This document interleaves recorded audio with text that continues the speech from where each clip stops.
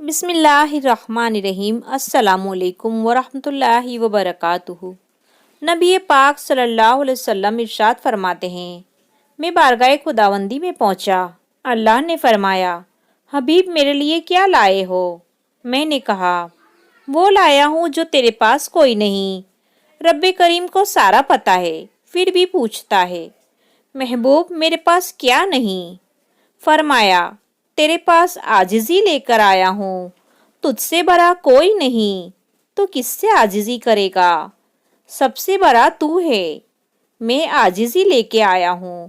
تو کہا، حبیب مانگ لے۔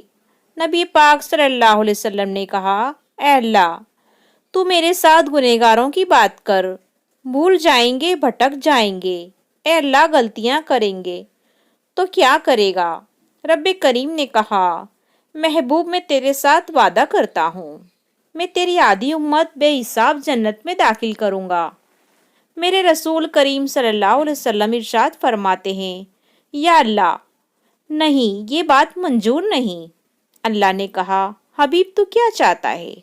تو کہا، اللہ تو مجھے سفارش کا حق ادا کر، تو مجھے اجازت دے، میں کہتا جاؤں تو انہیں معاف کرتا جا۔ نبی پاک صلی اللہ علیہ وسلم ارشاد فرماتے ہیں، میرے رب نے مجھے سفارش کا حق دیا ہے، میں قیامت میں سفارش کرتا جاؤں گا، اللہ میری امت کو جنت میں داخل کرتا جائے گا۔